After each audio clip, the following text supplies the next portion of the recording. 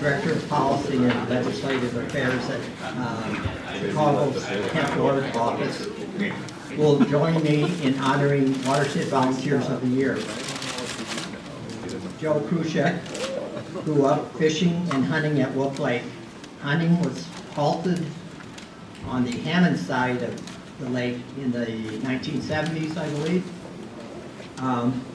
But Joe continued to fish there when he hired on at Whiting Standard Oil Refinery, now BP. I met him in 2004 when he presented Ollie with a check for $500.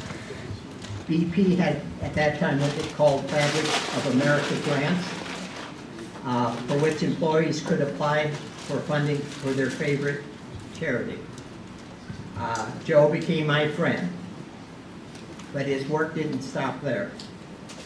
At Ollie's Winter Festival in 2014, after Dr. Choi and his graduate student presented the results of their study after the shoreline restoration. This included primarily netting and wood stakes. Joe Kruschek, who was in the audience, joined the discussion and decided to do something about the problem. He and his nephew, Joe Wright, spent that summer collecting this debris and turning it over to the Hammond Marina. They returned the next summer to collect debris left on the islands west of the toll road, but east of State Line Dock. They turned the debris over to William W. Powers State Fishing Wildlife Area. It had become a bi-state problem. This fall and winter, Joe voluntarily took on a new challenge, helping Alicia Beatty, or at least that fall, this is 2016. He took on a new challenge, and that was helping Alicia Beatty, which you've heard about, with her research on mud puppets at Wolf Lake. On Thanksgiving 2016, Joe and his nephew Joe began a year-long project to retrieve tires that had been tossed into Wolf Lake over the past 3 decades, maybe 4 decades. By July 2017, they reached the 100 mark. By October, tires retrieved total more than 180, I believe, but you can ask him himself. Joe, could you?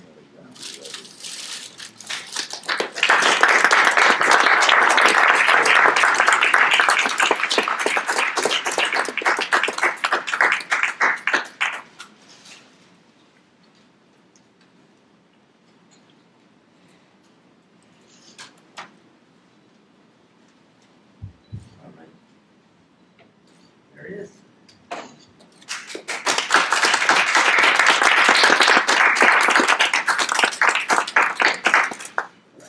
And he is going to accept a certificate for his nephew, also Joe. Thank you, Mike.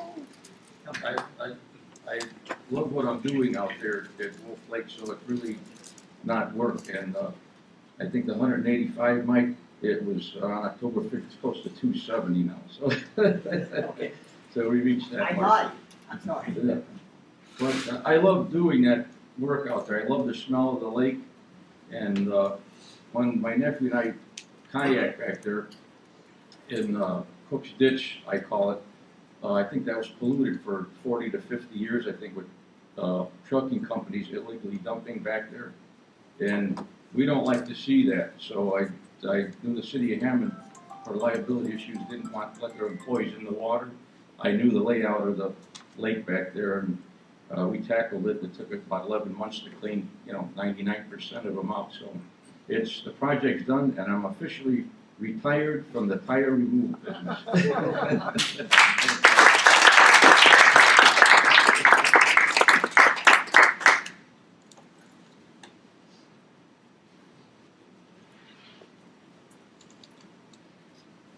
Hi, my name is John Harriff. I'm with the 10th Ward Office of Alderman Garza, and it's with great pleasure here that I am going to deliver an award to Jamie and Mary, Jamie Bobrick, Mary Loretta, for their work in establishing Friends of Indian Creek.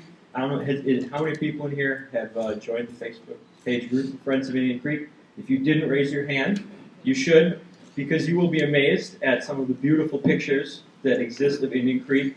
I feel a little odd giving a presentation about Indian Creek and beautiful nature there, having just had Dave Graham come up here and talk about the Don Shroud site that runs to the south of the creek. But I first met Jamie, I don't know, it was 2 years ago now. He came to the Alderman's office with an issue. There was some sort of something flowing in the creek.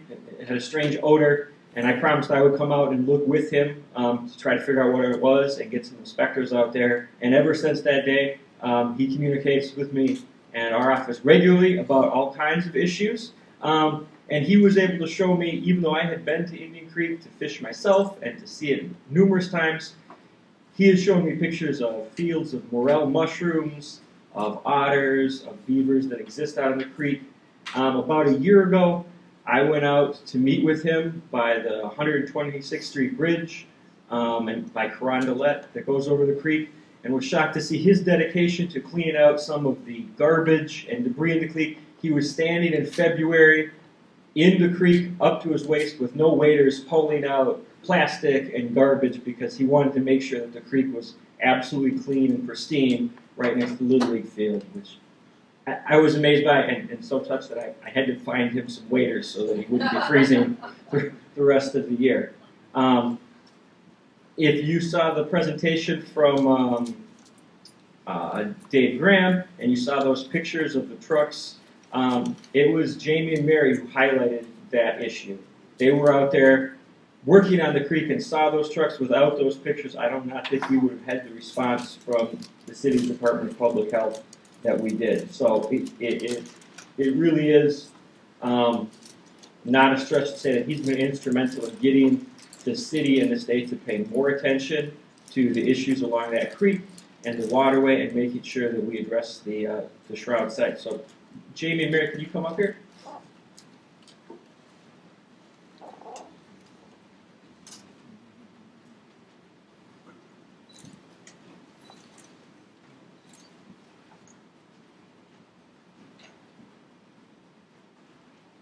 Thank you for all of your hard work on this.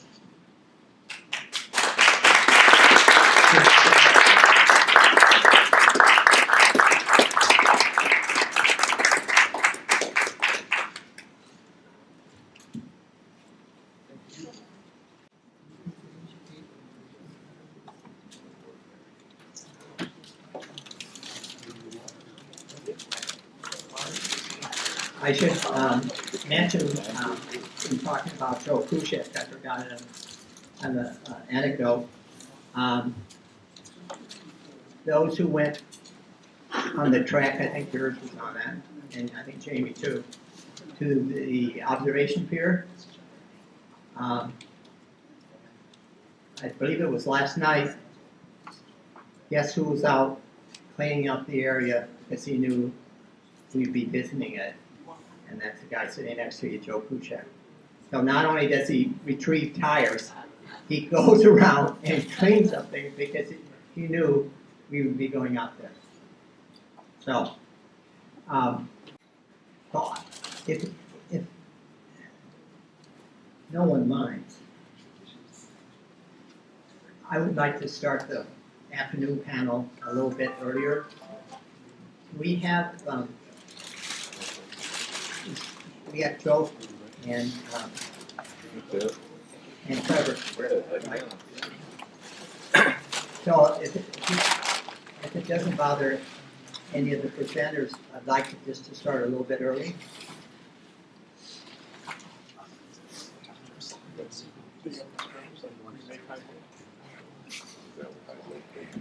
Hi guys, I hope everybody had a nice lunch.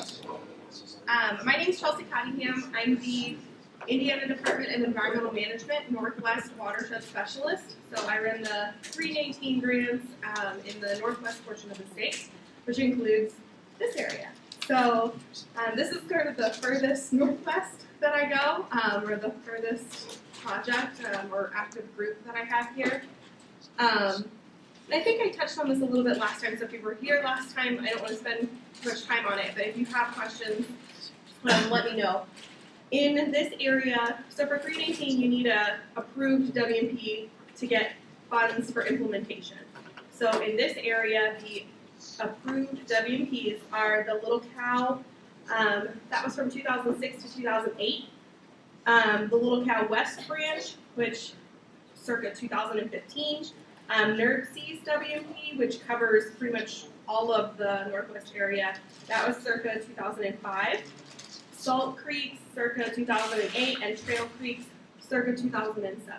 So for most of these, they would be ready to implement directly. There are a few that may need a couple updates, but we would give funding for that update and then do implementation after that.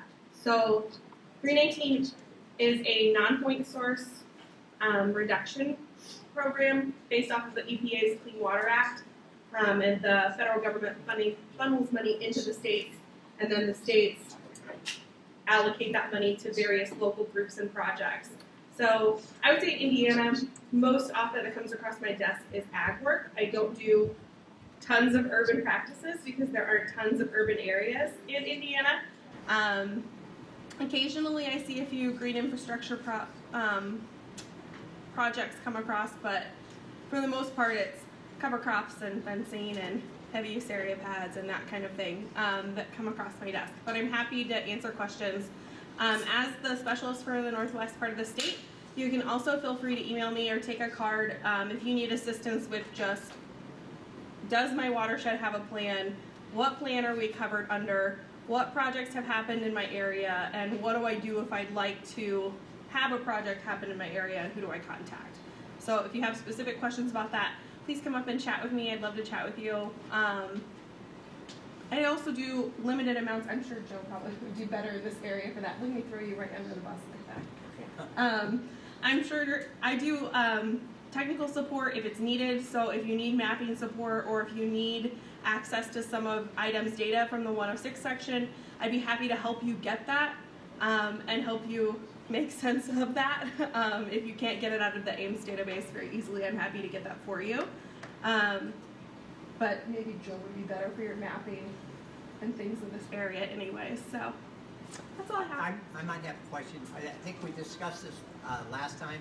Mm-hmm. Since we're talking about a bi-state area, and I can remember back in the 2000s, I applied for a 319, not knowing exactly what I was doing, but I was applying one to Indiana and the other one to Illinois, and that's a lot of work. Yeah. And I didn't hear back from either one, and I'm sure there's a reason for that. But if we were to tackle Section 319 or a management plan, bi-state management plan, could you handle that, the bi-state part of that? Sure. So the management plan is a little bit easier to do, sort of a bi-state management plan. It's pretty easy to cross the state line during the planning portion of the grant. The implementation is a little trickier. So if your grant is an item 319 grant, you can only spend your implementation dollars on the Indiana side of the project.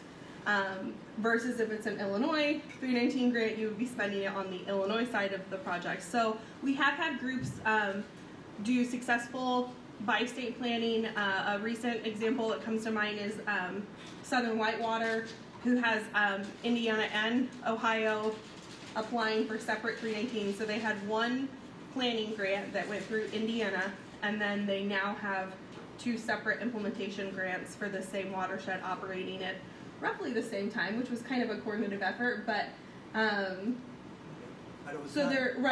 it can be done, and in the planning stages, like I said, it's a little easier. We want you to talk about the other side of the state line. We want you to talk about what's going on just because it crosses the boundary. The testing, if IDEM's doing the testing, IDEM won't do the testing across state lines, but most of the time the local group has a university or a nonprofit or some other kind of community organization that's assisting them with the testing. So the other, either a county level or community level organization can help them collect data and time that with IDEM's data so you can have some comparison. And I guess, have you heard anything of physically mapping out Lake Watershed? And is that coming up, or do you know? So Joanna Woods, our GIS guru at the state, and you can have access to anything that we have. Actually, I like to know. Okay. Can I see me afterwards so I can get you her contact information?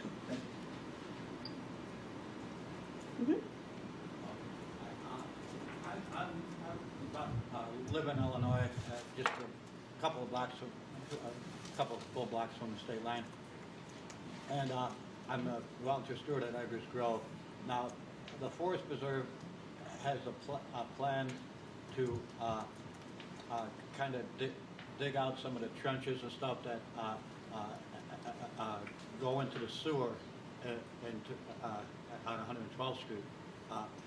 And I think that's kind of a bad idea, that drainage of clean, relatively clean water that falls on the Forest Preserve should go down into the sewers, especially if we have a real heavy rain that's likely to flood a lot of basements, maybe.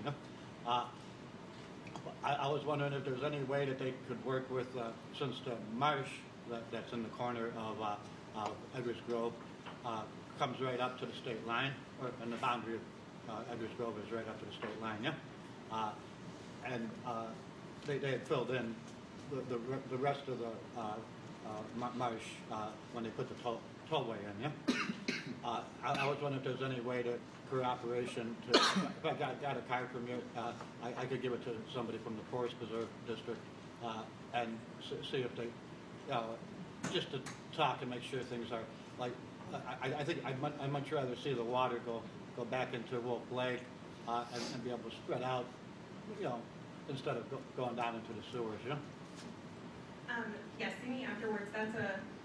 So not maybe for 319, not for specifically what I deal with, but I think Stacy Goodwin would be a good contact for you.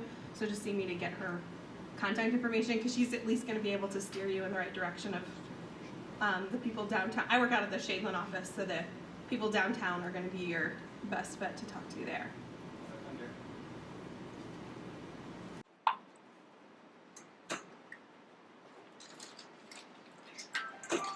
Good afternoon. My name is Trevor Sample. I'm with the Illinois EPA out of Springfield, Illinois. I've been with the Watershed Management section for about 16 years. I do TMDL, watershed project management planning studies, along with 319 project management as well. And most recently been heavily involved in the state's nutrient loss reduction strategy. I also primarily work with agricultural lands. That's pretty much what Illinois is until we got to the Chicago area. So our 319 does fund quite a bit.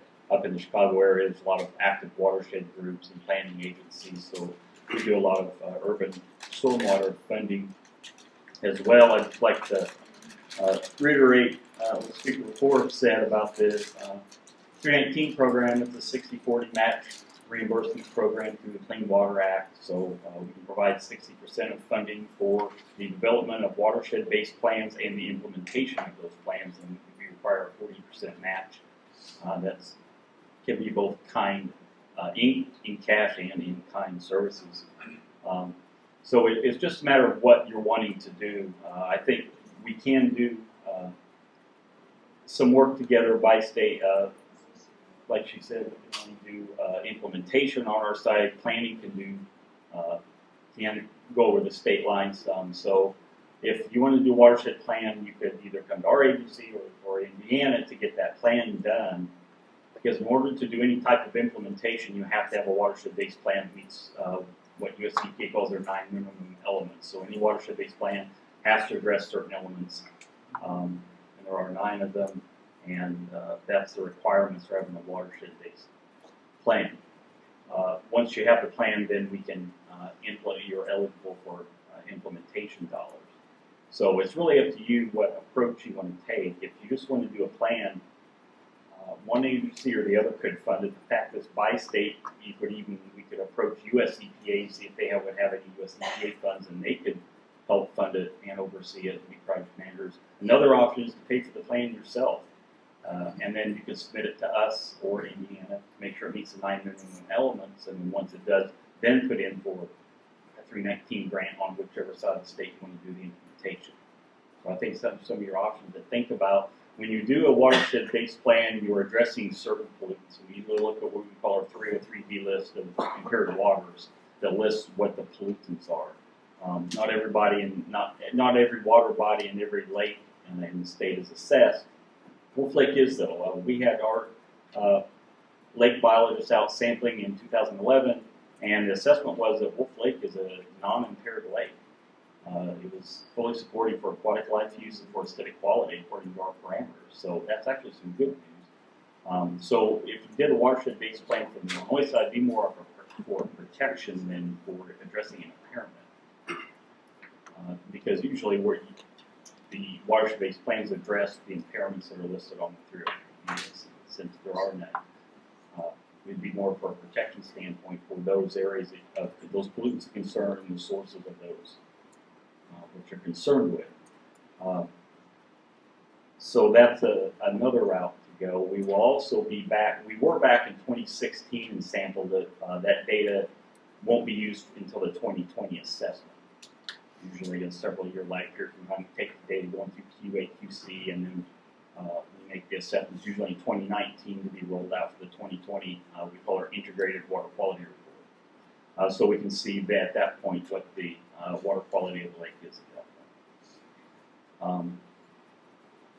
I think that's about everything I wanted to address. So again, those are sort of your approaches based on if you want to use 319 funds to do start out with the watershed-based plan. You're currently not covered under one on the Illinois side. So that would be an avenue for you to take. It's just a matter of who you want to get the funding from for 319, or we could approach US EPA as well. But we want to know sort of what your plan of attack is, or you can fund it yourself and then just come to us for the implementation. Yes? I found EPA, have school watershed grants from EPA. Will that cover Illinois and Indiana? Because it's from EPA that we're going to use eventually. You already have a grant? No, we tried last year with the Autobot, and we didn't get it in time. Who was that through? Matt Miller, and it was through the EPA. It's called the Watershed EPA Healthy Water. It's a community-driven plan. That's by US EPA? Yes. Okay. And will that cover both states? I mean, we don't have to have the separation? That's where I said it may be worth also talking to US EPA, just maybe something they could just fund on their own without involving the state agencies. I don't know. It probably wouldn't be through 319 funding, but it'd be some other mechanism. They have another healthy watershed program. You could look into that, whether or not they would do that. They probably would from a by-state standpoint, from a planning standpoint. I would think that you'd have to talk to their staff about that. Thank you. Was your 2016 data biological and water quality?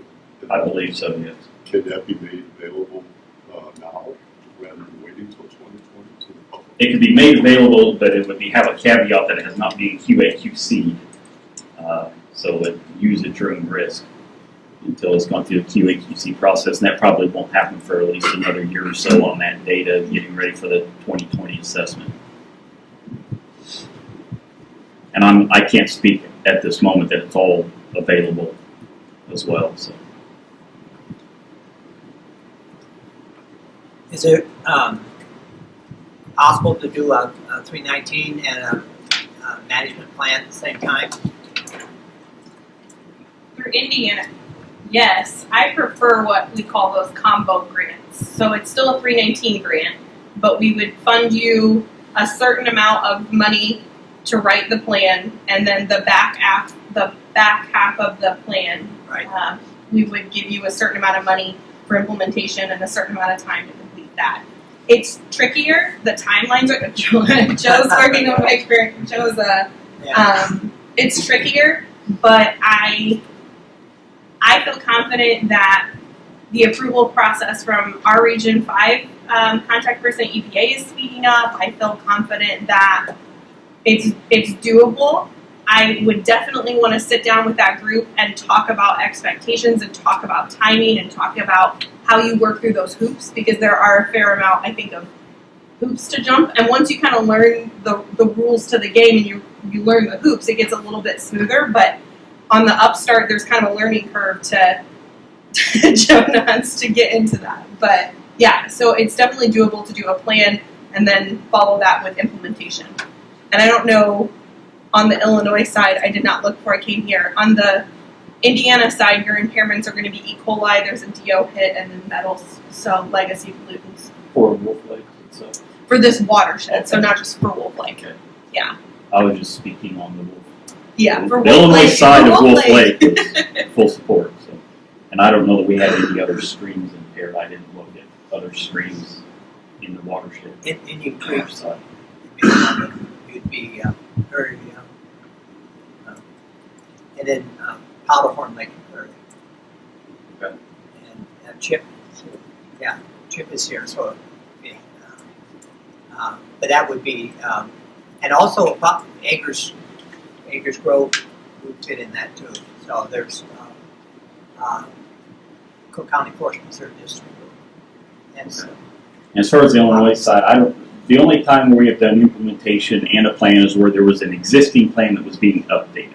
Where there's a plan that's never been done, I don't know if we've ever done implementation. And one thing I didn't mention, the EPA, most of our EPA grants are 2 years. So it's going to take you at least 2 years to get a plan written. wow. So Yeah, Indiana's they vary for the group, but we let the group. Each state does it differently, and I don't know. I think Indiana has a 33 element checklist, and we think those 33 elements. It's 2 years. It's 9 2 elements, years. And yes, 2 I can years, see. right? So this Indiana has a somewhat bulky checklist that, knock on wood. I don't have wood that I'm knocking on right now, but knock on wood, we're in the works or in the talks of revising that checklist to make it a little bit more user friendly. So I would say most of our grants are 3 to 4 years, and then we don't go longer than the EPA sort of deadline is a 5-year term, so it wouldn't be longer than that. The grants I was looking at, you have to identify every species of plant. And the EPA one was intense. It's like 500 pages. No? No. You don't have to. We don't have to do that with you, no? There is an element that addresses, in our checklist, it addresses that we want to know that you've at least talked about state threatened, state endangered, and then federally listed species in the watershed. But we're talking, this is one element. Most groups do it in a couple pages, and it's not very extensive. All right. Thanks very much. Joe, did you want It's just real quick. So I work for the Northwestern Indiana Regional Planning Commission, so I don't have those funds. I'm not a funder, but NERPC, we have been a recipient in the past. We're getting ready to wrap up an Indiana 319 grant here in the next couple of months. And for us, this was our first one of actually facilitating. So it is a bit of an experience and a learning curve. I know I've learned some lessons that I probably won't be so aggressive about doing shorter timelines and doing implementation maybe as much as we did with this. We did combine our watershed study, which was for the Deep River watershed. We partnered with IDEM to do our TMDL study, the baseline assessment at that time, which rolled into the watershed plan, which rolled into implementation. So the checklist, there are some challenges with it, but overall, with the 9 elements and so forth, the important part is really, it is a public process, and it all depends on partnerships. If you do not have that strength of partnerships in place to help you see it through to the end and go into implementation, I would highly recommend spending some extra time and effort to make sure that happens. There's no one single group or agency, in my opinion, that is going to be able to effectively pull it off on their own. And what winds up happening is you have a plan that winds up sitting, and then you get people get frustrated and they become hard to engage. So, like I said, this is our first, Deep River is our first really leading a project. However, we've helped facilitate, provide technical assistance to watershed groups, at least since I've been with NERC, which has been like several years now. So. Do you get a lot of community involvement? Do you go after the folks that are involved with the watershed and they're part of it? So yeah, it depends. And it really comes down to who's that spark or who's that energy. Not every place has that. Oftentimes it's like one key individual within a community or a neighborhood or the county that can really kind of help move it along. I know in the watershed I'm working in, I've got an area identified as critical just based on what the data is saying, but I haven't been able to engage that community whatsoever. So that's kind of one of those things where you kind of go back and you reevaluate, and it might be one of those areas like, not able to do this on my own. I don't own the land or anything like that to do the project. So it's one of those moments where I kind of need to like step back with my steering committee and let's reevaluate. Is this accomplishing what we think it needs to do, or should we kind of refocus our efforts elsewhere where we can definitely get some traction on the ground, because I've got those key people that are going to help implement that project.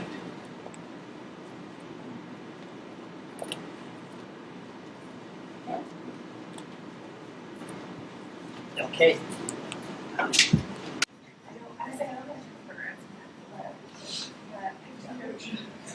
I will say one thing, reading my notes again. I said it was full support for anybody taking notes. It is impaired, Wolf Lake is impaired on the Illinois side for fish consumption, for PCB and mercury. Now that's not something that, usually that's from contaminated sediments.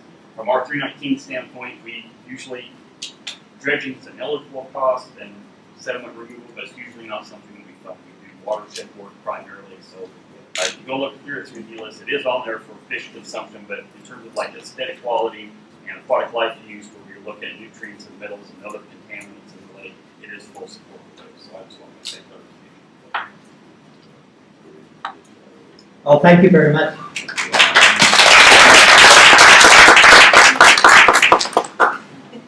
Now they're going to go back and they're going to get to know each other because they got to talk across state lines. So it's we'll get it started here. The second panel will discuss planning for the watershed's future, and we have Eric Schenk, Executive Director of the Illinois Conservation Foundation, and we'll discuss projects he and the Illinois DNR, probably Sue Ellen, have prioritized and for which they are seeking funding. So, Eric.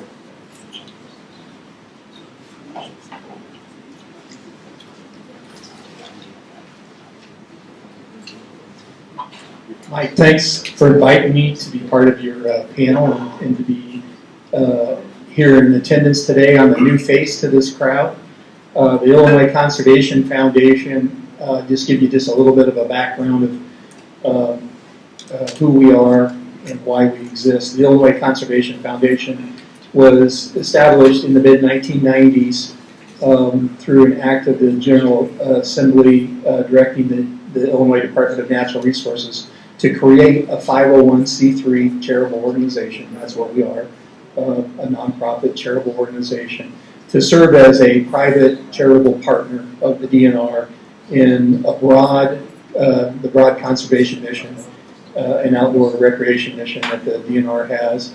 And so through that partnership, we are a steward, excuse me, of about 70 different funds for about 70 different projects, some very small, some larger, that are cooperatively done with our DNR partners.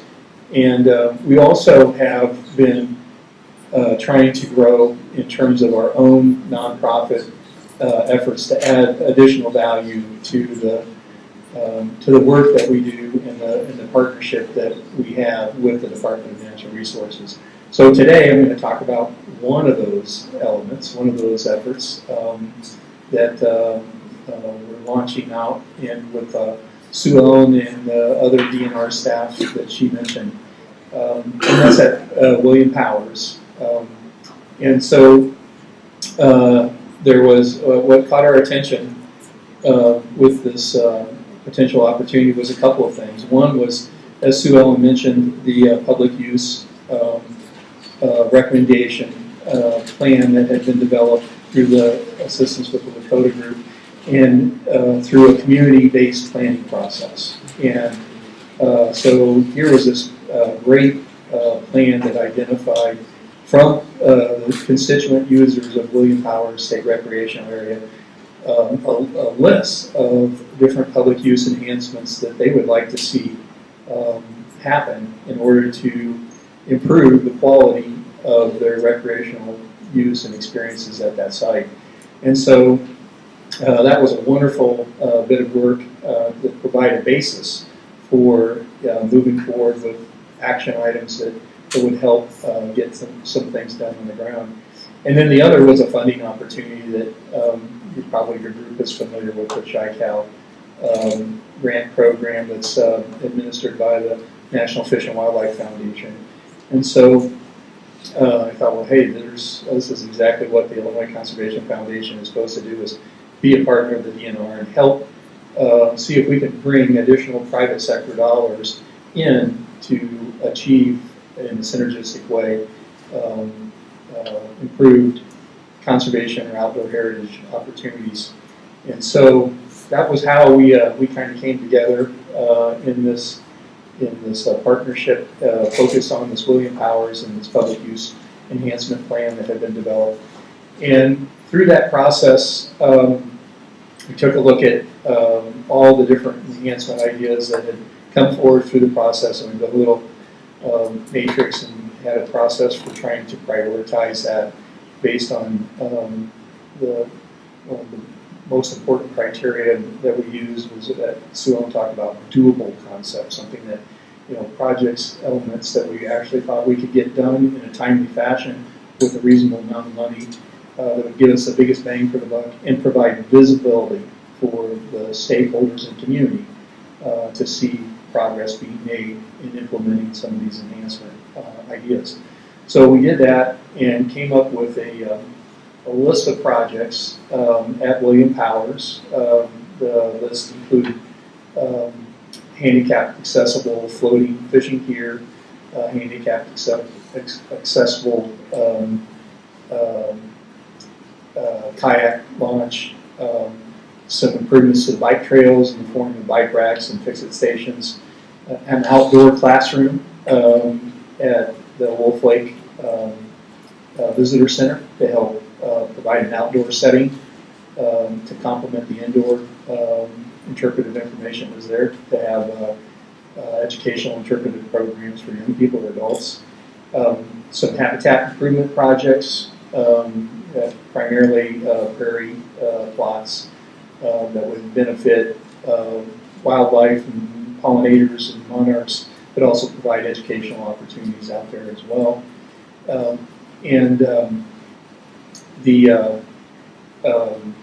Probably forgetting some, I'm trying to get off the top of my head, but anyway, a nice complement of projects. And most importantly, one of the other big sets of projects was some wayfinding and interpretive signs and interpretive information that help take the interpretive storytelling that occurs inside the Wolf Lake Visitor Center, bring it outside, and do it in a way through the signage and storytelling that dovetailed with the larger Calumet collaborative efforts and the Millennium Reserve ideas of trying to have this branding and recognition of the natural resources and outdoor heritage opportunities associated with this region. So we brought all those different project elements together, and as Sue Ellen mentioned, it was was a hefty, dollar amount associated with it. But when we started dividing it up, it became much more manageable. And so we submitted in July a proposal to the Chi-Cal grant program, a proposal for $165,000. And we had $148,000 of coastal money that we identified as possible match for this federal coastal money's match. And ICF took some of those funds that we administered in partnership with the DNR and Golden Trust for them, said we'll put $20,000 of that on the table. In particular, wanted to help deal with one of their number one concerns, which had to do with restrooms. When you don't have adequate bathrooms, all these other kinds of things become secondary in your ability to enjoy the site. So we said, well, we're going to put $20,000 on the table as well. So it's sort of like stone soup. Anybody that remembers that story? Start with a couple of stones in the pot. Pretty soon you had carrots and potatoes and meat and whatever, and then all of a sudden you got a pretty nice pot of stew in order to move forward. And so we're anxious to hear how this proposal turns out. A big part of also what we talked about in the proposal was not just getting projects on the ground or improvements on the ground, which was big, but also this idea of being able to go back to some of the earlier survey work that had been done with the community to kind of monitor post-project see if this project was indeed successful in catching the attention of visitors and see what kind of response back we get from the visitors about feedback. And then also this idea of continually engaging stakeholders throughout this process. So, and that's one of the things I want to end on is, I've heard it mentioned several times, in terms of these collaborative efforts that Mike's working to help bring groups together.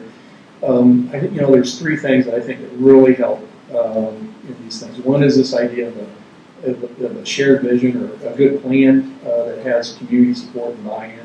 So, you can go to any funder, public or private, and you can demonstrate that, you've done your due diligence and you've got community support for a crisp action plan that you would like to, all but for the money need to implement. The other is this idea of partnerships, bringing people together, and in particular, stakeholders who are willing to bring something to the table, who are willing to put skin in the game and, be part of the solution. And I think that's a really important element too, because again, from my experience, public and private funders would really like to see demonstrated support by more than one entity out there to know that there's a collaborative effort and overall buy-in amongst many parties in what's being done. And then the third element is this idea of results, having real results that you can point to at the end of the day, at the end of your funding effort, to say we've moved the needle. Maybe it was a small move, but they want to know that you've moved the needle.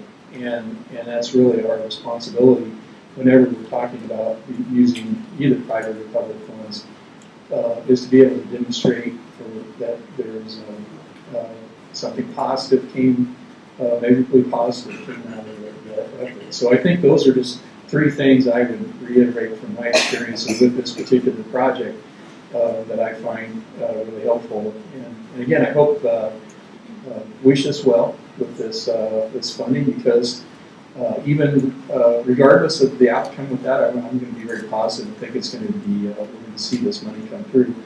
But we'd like to have a more repeat face here in your crowd and develop really a long-term relationship with this group and with this site. It's one of the, for the Department of Natural Resources, it's unique of having this state area within the city of Chicago. It has a lot of, as Sue Ellen pointed out, it has a very diverse user community, but it supports a lot of, both traditional and non-traditional uses, hunting, fishing, picnicking, just things that really are all about, what the Illinois Department of Natural Resources is about, as well as some other activities that, reflect the interests and of the local communities that have shared in the future and the vision of this particular site. So again, thank you for having me. Hope to be here at future meetings, and hope to be working with you all in this project and future projects that we might be involved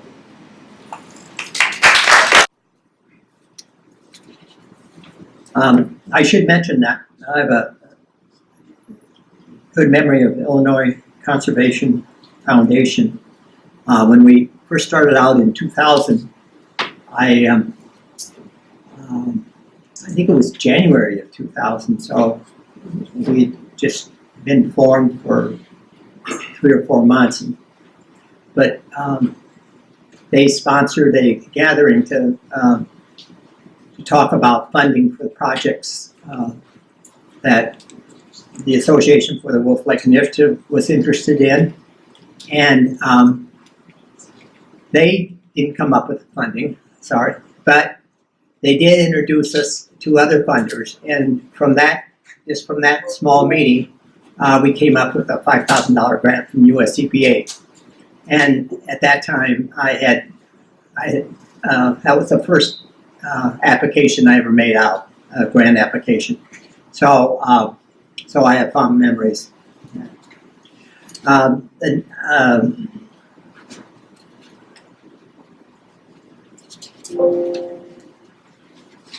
Next speaker is you're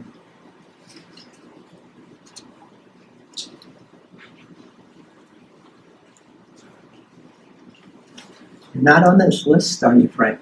Oh, is Frank for all I guess I'm reprieved. I don't know. This must have been one of my earlier versions, but I've known Frank for I don't know, maybe 10, 20 years, and he's returning home. Actually, he grew up on Chicago seaside, and he is a fish biologist with, I know there's a better name than that, but anyway, with the U.S. Army Corps of Engineers.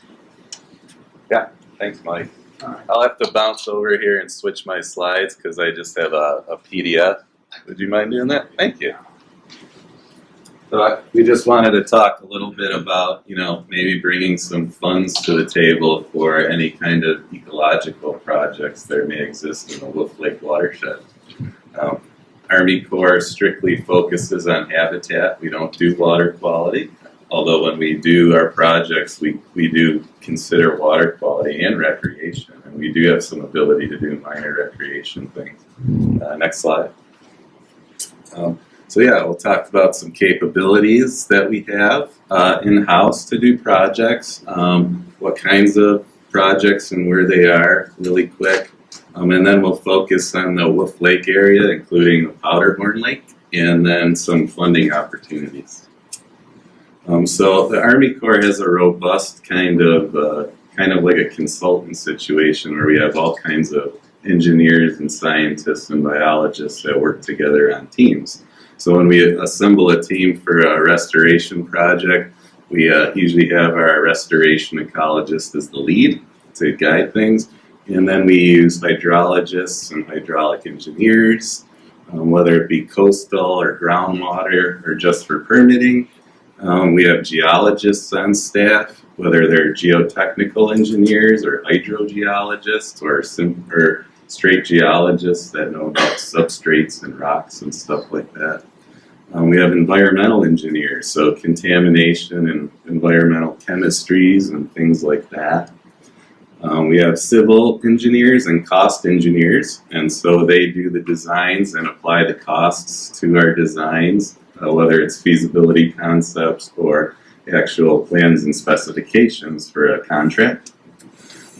Real estate, we also handle that because when we do a project, we have to make sure the landowner provides all the land and that it's okay to do this project and that we're not doing a project on a piece of land that no one owns and that will eventually get ruined. So we're conscious of that. Contracting. So like I said, once we get through all kinds of studies, we actually have the power to go to construction and implement the project. So we work through our contracting office, and they handle all the things to award contracts to contractors to implement the work. And then while during construction, we have construction operating people that actually are out on the site, making sure everything's going to spec. So that's just kind of a really quick run over, and usually we assemble a team from the first day, and we try to cradle to grave it all the way through post-construction monitoring. So we're all on the same page all the time, hopefully. We have different phases in the Army Corps. We typically start with a recon study, which is a quick little check that's not here, but it's considered part of the bigger feasibility phase.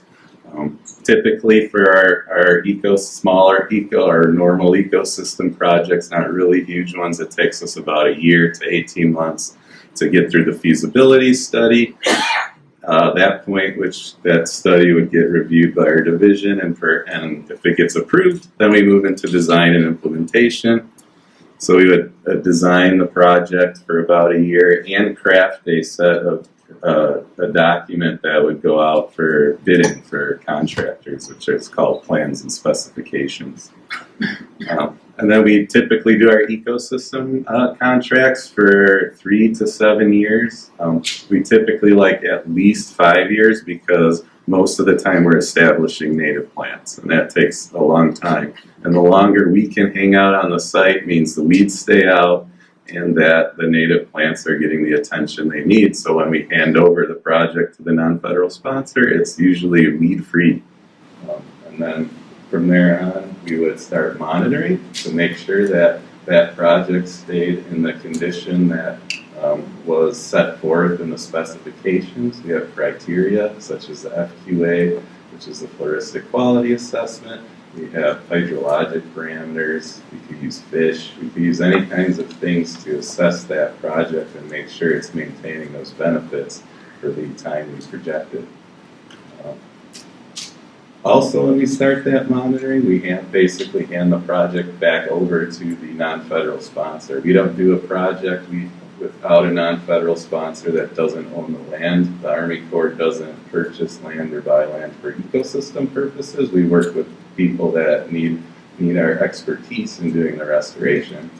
So when we're done with the project, we provide the non-federal sponsor an operation and maintenance manual. It says, depending on what kind of project, here's how you take care of the plants, and this is what kind of quality you need to maintain. Here's how you take care of the control structure, or here's how you take care of the stream we just restored, stuff like that. So it's pretty much spelled out. And then, after all that, and the project's well on its way and kind of out of our mind, we can actually come back to the site in perpetuity and inspect it to make sure that that project is maintaining its quality. We have legal things in our project partnership agreement where we can make sponsors basically fix the problems. We really don't pull that card too much, and honestly, we haven't had to. Non-federal sponsors have been great in taking care of what we restored. Here's a kind of spread of the projects we have going on. We have about 28 studies and about 32 projects. Studies are still in feasibility phase. Gene, do we consider design the study, or once we get to design it, we put them as projects on? The level of design up there is 30 to 50% under the feasibility. When we get to 50%, it's typically in the design implementation phase. So the bulk of that, it's the design is a separate phase. And then we have some other authorities that are up here where we only have study authorities. So we've done some planning for certain agencies to help them get permits and help them get their projects implemented, such as there was 11 dams on the Des Plaines River. We did one project with the Illinois DNR to take out 3, and then we did a planning assistance project for the other remaining dams, the other 8, and then the Cook County Forest Preserve and Illinois DNR took out the remaining dams with the information we kind of provided them, and they paid for it and did all the work. So we can help in various facets. Next slide. Thank you. So we thought we'd just throw in 2 projects that, you know, might have some application to Wolf Lake. Every project is its own project, but this is one that's within the greater Millennial Reserve area. It's called Northerly Island. The Chicago Park District is the non-federal sponsor. The contract is actually complete this year, so we're actually done and ready to hand it over to the non-federal sponsor. And so we basically took the old airfield. There's a lot of history behind this that's interesting. I don't have time to go through Mayor Daley putting X's in the runways right now, but that's kind of what happened. And it's kind of amazing that they set aside 40 acres smack dab in the middle of downtown Chicago just for habitat. It's kind of the way Chicago's headed, which is pretty cool. And so here's the conceptual, yeah, perfect. Here's the conceptual plan. We worked with the Park District, did a master plan, so we kind of took that concept. So we're totally, especially in situations where it's urban and the system's been modified so much, it's a little different kind of restoration, so we're way more open to doing things that the greater public in that want to do as long as it's habitat in the end, as opposed to, you know, you're out in the ag fields restoring some kind of riverine system that you want to function naturally. There's only certain things you can do, but when you're in an urban situation, you kind of have a wider palette because the system has been so impaired that you can work different ways and set different ways up to manage them. And so the Park District did this big master plan, and they came up kind of with this conceptual idea to make Northerly Island a series of bird habitats with kind of an estuary in the middle. Next slide. And so our civil engineer in Genie Gang Studio designed it and did the plans and specs. And this is started construction. And we start with the hydrogeomorphic stuff first. That's my job on the team, is to make sure I'm translating how the hydrology and geomorphology translates into habitat, and then explain that to the engineers so we're all on the same page and creating the right system that's right for the plant communities we pick. And so we picked about 6 plant communities there. And so that was setting up the hydrogeomorphology with the sand, all based on how Lake Michigan goes up and down. And so we set those elevations right kind of where the sweet spot would be over that time period for those plant communities, knowing that they're going to shift in and out as Lake Michigan goes up and down. Here's we let the water back in. And then in this slide after, year 2, 3, and 5. So years 2 usually through 5 are just basically a big native gardening project. You're making sure weeds stay out and you keep enhancing the plant diversity. And now we have about 300 native species of plant that have actually established on the island, or peninsula. And it's been really successful in terms of plants that way, just basing it on that natural hydrology. It's a really interesting project. We also connected that little pond to Lake Michigan there, you can see, which, yep, scroll up to the next, nope, the other way, yep. And so the one fish that was interesting, Phil helped me collect this fish, and I think we took a bunch of them to the Chedequare. Are they still there, Phil? Yeah, they're still on exhibit, swimming around. So this is a black buffalo there, and we really didn't have any records on Lake Michigan for them. But when we opened Northerly Pond, we actually found that they had spawned and recruited in there. So that was kind of really cool. And so we were with the shed that day, and Kurt was like, "We're taking these back," and there's a few of them living in there now. And then we have rare things like the seaside arrows. So we do plant endangered species and try to propagate them. Our 63rd Street Dune project, we actually reestablished the pitcher's thistle, which is federally endangered. I think it's this year that they're supposed to flower, because they take like 3 or 4 years to actually send up their flowers. So we'll see if that happens. If that happens, that means they have the potential to reestablish. That'll be interesting. I'm sure the Park District will put pictures thistle here as well. And so when the Park District has taken over any of our projects, they have a natural areas crew. They do an amazing job, just like the Cook County Forest Preserve does. And basically, it's so much easier when you start doing that maintenance right when we're done and there's no weeds, because then you only have really minor work to do. But as in that example of Indian Ridge Marsh, where the Chicago Park District was transitioning it from the city to them, and there was kind of a lapse in maintenance, the Phragmites came back. And so it's really important on the south side of Chicago and in northwest Indiana to every year you're working on Phragmites, because we're infested with it everywhere. It loves salt, and we love to spread salt everywhere. It loves environmental degradation, so it's not going to go away unless there's some greater plan that the city can implement, such as an ordinance. You can't have Phragmites on your property, and you got so much time to take care of it, otherwise you're going to start getting fines. Stuff like that would be great. Here's another one in case something similar to for Indian Creek, if we ever decided to go down that route, things get cleaned up enough. Typically Lake Michigan, Lake Plains streams are sandy with woody debris. And this is at our little Calumet River project we did with Shirley Hines. This shows that we also look at no action alternatives. This site was pretty good. At first they're like, oh, we should re-meander the stream and do this and that. But then once you start looking at things, you're like, well, it's not broken. And so you don't want to just do a big Army Corps project just to do one. And so all we did was pull a few weeds here and there, and got the floodplain back to all native. And that was a nice, fast project, and Shirley Hines was great to work with. And you have this beautiful floodplain, which it probably looked like before man tinkered with it. I almost call this site remnant. It's pretty nice. Next slide.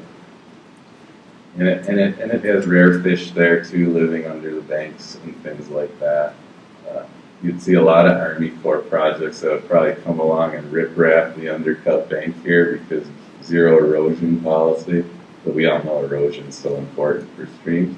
And when you let that happen, you get these rare things like pirate perch, this is an interesting fish, and me and Phil always share jokes when we give presentations. And Phil took these pictures, by the way. He's an awesome fish photographer. So this fish is interesting in that when it's a juvenile, its anal core is in the correct position by its anal fin down here. And as it grows older, it migrates up and up and up until it gets into its throat.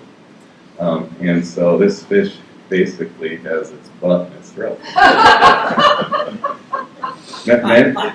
Many hypotheses why, and I think finally in 2003, some native fish people actually got them to finally spawn in an aquarium to see what's going on. And I think the female will release the eggs and take them into her mouth. The male will release the sperm and take it into his mouth, and then they spit it out on the vegetation. And some folks before thought they were mouth brooders, and they would actually take the sperm and eggs into their mouth, like some fish actually do, and fertilize them in there, and actually hang on to the larvae in their mouth and protect them for a certain amount of time, and then let them go when they're ready. But I still think the case is open on this because we haven't seen this fish reproduce in the wild at all. It's really interesting. So here's Wolf Lake. This was our plan we were working on with the state. We completed a federal interest determination, and then we went into the feasibility study. So that was the FID, federal interest determination, was approved in 2013. And we worked with the state to get all of the things we kind of wanted to do, and we were basically looking at naturalizing the hydrogeomorphology around the shoreline for fringe wetlands, and then making things, aquatic bars that are more submergent for fish habitat, sandbars and spits to grow submergent aquatic plants on, physical habitat for mud puppies and things. Now that we have Phil's study, we know that we need small and large rocks in different locations. Phil did an awesome study on Morgan Shoal, which is in Lake Michigan, which basically opened up our eyes on how we probably should be making reefs in Lake Michigan. In the past, folks would just dump giant piles of riprap and cross their fingers, and it obviously wasn't working too good, but Phil characterized the Morgan Shoal to the point where a practical application person like myself can then go and say, hey, we're going to mimic what this bedrock is doing, how it fractures, how it cleaves, how it makes these longitudinal troughs, how it makes these dome features. And so we're going to try to replicate that at Fort Sheridan if the GLRI funding comes through. So we based that design off of Phil's study, which is, I'm excited to implement it to see if it works better than just the old pile of riprap. And then we can, look at Indian Creek and stuff like that and establish native plants. The plant's still, open for discussion. At a site like Wolf Lake, where it's pretty much has been mined of all the sand and filled in with slag, basically decide what plant communities you want. What do you think would be the most, easiest to take care of and the most diverse, and then stick with that plan and see it through. And so it's still open for, comment and stuff, but we haven't worked on it for a while. We still have $62,000 left of our first $100,000. I'm not sure what we're on pause for, but I think we're going to try to get it going again with the state at some point soon. And this is just on the Illinois side. We also worked with the Cook County Forest Preserve, and Chip's here, so he could answer more of your questions on this than I can. But we took it to a point where we characterized all the hydrology issues of this system. So Powderhorn Lake was naturally the ridges and swales that Phil showed you in his slideshow, and how that forms as the lake oscillates and recedes and fills in with sand. And so there are remnant ridges and swales right here that are really high quality that need protecting. They're being threatened right now by industries around here.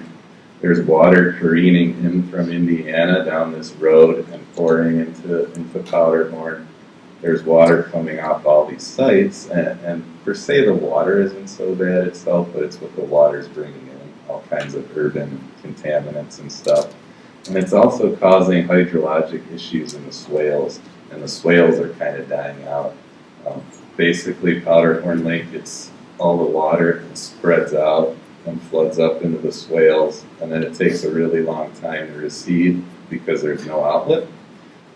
It's not hydraulically connected to Lake Wolf Lake on the surface, so the water can't get out fast enough, so it has to go through the sand, and so it takes a long time.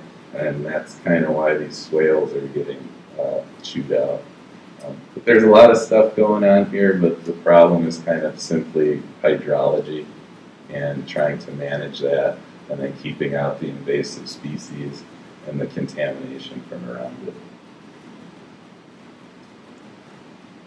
So those are the two main kinds of two projects we have been involved with on Wolf Lake and in the Wolf Lake Watershed.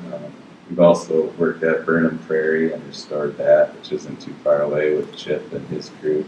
A really nice project turned out there. We've done the ridges and swales in Indiana with Shirley Hines on Ivanhoe South. It turned out really nice. And so here are the opportunities for funding. Typically, each one of these has all its own nuances, but funding is roughly the same. 506 is just for the Great Lakes, so that would be a good one for Wolf. That's what Wolf Lake and Powderhorn, where their 506 is. Cost share is $65.35 on the study and implementation. And for implementation, you get credit for your land values. And so we actually did one project with Chip and Cook County Forest Preserve where they had no cash to bring out, which was Orland Tract. The land value covered the whole entire restoration, which is very nice for a non-federal sponsor. We can also do work in kind. So you could either, you can take, once we have our contract list and we have line items, the non-federal sponsor could say, hey, we can do that.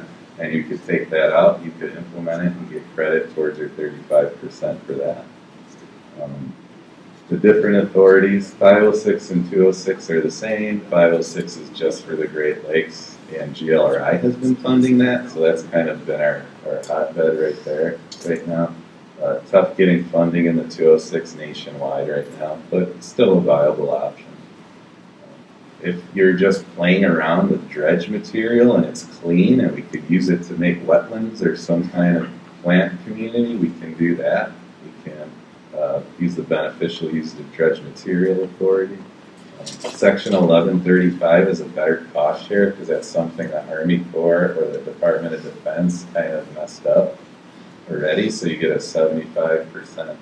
Feds pick that up, and then the local cost share is 25%. We did Indian Ridge Marsh with the Chicago Park District for that on that authority. Lake Michigan Waterfront is a Visclosky Special Authority just for lake and border counties along the coastline. We've only had one project in there, and we'd like to see more, so if anyone has ideas to send in for that, same kind of cost share deal. And then Section 22 is just our planning authority, where say, we want to know what's going on here with the fish, or we want to map this area, or can you provide us a little design on this, or something like that, and we can do that at a 50-50 cost share, and you can use your working time. For instance, if Joe's doing a plant and he's going to spend $20,000 of his own time on it, we can give him $20,000 to match his time and give you double your money there. But the Army Corps would actually spend that portion, so I would like to work with Joe to do $20,000 of the work, and we would work on the report together, stuff like that.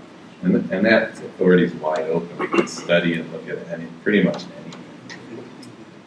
So that's that. Here's some fish we collected, monitoring our Wolf Lake Islands on the Indiana side.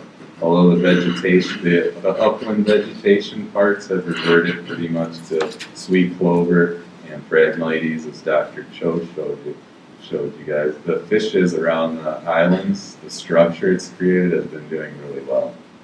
And so we get brown bullheads and banded killifish. We've seen Iowa darters, and then these big game fish that folks like to see, and fish for too are doing just fine. So that's all. Questions? Years back, I can't really, I'm kind of guess 10 or 15 years back, they did some work over by the old Nike site. Okay. Yeah, we used to have peg parties on the night. Oh yeah. Yeah, so did we. They had big mound of dirt. They left it there, which I'm fine with. It was backfilling toxic places. I guess maybe they had fuel spills or something. Okay. It was like, and so they left it there, and so now we got a little hill that you can climb up. Well, the four-wheelers, of course, have gone up there too, But you get a nice view, of the you can see Wolf Lake and the rest of the area and stuff, and the whole. Yeah, so it's very, very nice. I was wondering, so in that the Nike site that the Forest Preserve owns it now, would that be a place for ecological restoration? Sure. Since it's mostly it was mostly concrete paths, Sure. that sort of and asphalt and some grass and stuff, and they drop. I guess they moved the Nike missiles around, so if there were any spies, they wouldn't know which place they were at. Yeah. Right. So I think there was one up by Montrose Harbor and one out by Cedar Lake or something too. Yeah, sure. You can cover up Wolf Lake there's not really natural rock in Wolf Lake. It was just the sand. All the hard stuff you see is slag. Yeah, there's slag, and the Nike site is actually a little higher than the slag fill that's just to the north of it. No? And then also another thing is like where you were talking about the problems at Powderhorn. They have the same problems at Eggers Grove. There was a couple of swales that run more north to south and stuff. And then there's a marsh in the southeast corner of the original Eggers Grove, and that needs to that fills up with water, especially in the spring or early summer if it rains a lot. and floods. It's killed a number of real old oak trees because the oak trees need oxygen for their roots, and they don't get it when the water's too high. So they're talking about taking more water out through the sewers, and I'd like to see a ditch from from 118th Street where that marsh kind of ends through the Slagville and the Nike site right to Wolf Lake. Yeah. So instead of a ditch, you'd make a nice wetland swale, right? Yeah, make it nice and wide. Or and maybe plants. you could make it curve a little bit so it's naturally. Absolutely. But it is a problem, and it's sad to see all the oak trees die when they can live hundreds of years sometimes, but they're getting flooded out. Sure, and you don't want to waste good water too. If it's clean, you might as well send it. That makes sense. Cool. Thanks. Well, let me get one of your cards. Absolutely. Hi. Can your support for beneficial use of dredge materials be used for transportation costs? Transportation costs. It's an ecosystem authority, so I don't know. Gene? Here's the,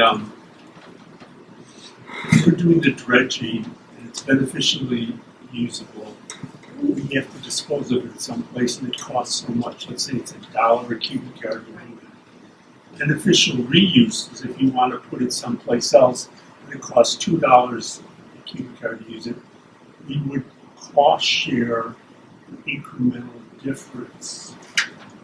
We pay the first amount 100%.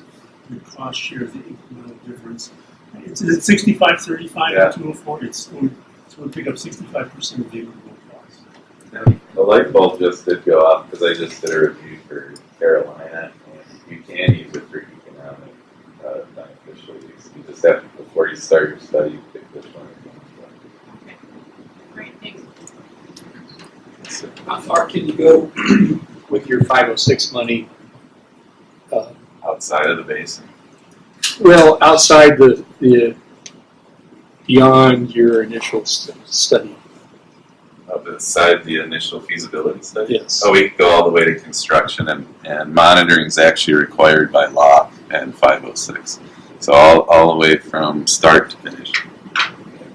All of our authorities there, except for that section 22, has construction authority. So we can take it all the way to implementation. We can fund the monitoring up to 10 years after the project's been completed. After that, the monitoring and the O&M activity goes over to the local sponsor. We would then look periodically, perhaps once a year, and if you're following it. If you're not following it, you're supposed to get a letter. We'll tell you about it, but that's typically what's supposed to be done. We haven't had it, we really only got into this business in the mid-90s. So we don't have all of the things worked out and all the opportunities, but we will look at, we have a thing called, we have a fund, ICW, that we can take and we can examine projects that we've built. If we don't like what we see, we'll let you know. We've done that at Red Mill Pond, for example. It's at the headwaters of the east arm of the Calumet River, and they've been very, very cooperative. They just didn't have the expertise to understand what was going on. We go up there and tell them what they had to do, and within weeks they had it done. So those are the kinds of things. We'll do that, hopefully, on all our projects. The question is how much money we're going to get out of that program. Yeah, it's sort of a related question I have. If you're in project delivery under 506, you have the ability to have segmentation of the project delivery to where you might have partners who take responsibility for delivering certain aspects of the project. Is that possible? I don't think so. Well, typically, you have a local sponsor sign it. They prefer a single local sponsor to sign. That local sponsor can get multiple people, partners that work underneath it, and they would then have a deal worked out. But we have some projects with multiple signatures. It requires us to go farther steps up to the ACW. Yeah, I'm not thinking so much multiple partners that would sign on, but I'm talking about in delivery of the scope of the project where the partners take your non-federal sponsors take responsibility for aspects of the project delivery or components, sub-projects, as opposed to just being a non-federal Oh, yeah, sponsor. no, they can do work, is that what you? And That's work- what, yeah, they can do work in town. Absolutely. Okay. For instance, the Red Mill Pond, the first Clifford project, the Lake LaPorte County Parks, they supplied all of the cobbles. And then they also took the dam structure out with their own county crew. Mhm. So after we did our final cost estimate and plans and specs, we took those 2 line items out and they implemented them and got full credit. We actually gave them money back at the end of the project with their plan. So it worked out really nice.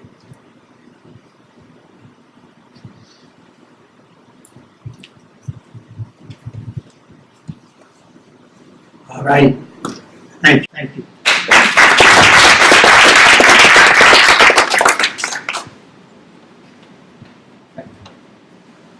What you may not know about Frank is that a couple years ago he had a band, and he would come down back to his east side and play a little bit now and then. And you play guitar, and your wife played violin or fiddle, and you produce some interesting music. So We just retired too soon before you built the big, beautiful music shop. yes, So that might get me back. okay. And I want to just point out another thing. If it wasn't for the U.S. Army Corps, I probably wouldn't be here, because back in the late 90s, they were looking for a local organization to do the, at that time it was the shoreline restoration on both sides of the lake, and it ended up being just on the Indiana side, which was a battle that I don't want to go into, but and so they're looking around for a bi-state organization, and there was none. And so we got together and we organized the Association for the Wolf Lake Initiative, and because we had to get Indiana folks talking to Illinois folks, and that was really the reason, and that need still exists today. And in fact, I don't know if there's been much improvement over the last 20 years, but so we go back that far, or I go back that far.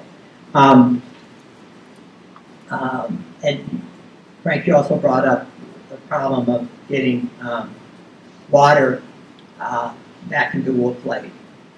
And I think our next speaker, Chip O'Leary, will address that a little bit. I want him to address that a little bit because Jamie's been pushing the hell out of me about getting something done. And so if you could talk to that as well.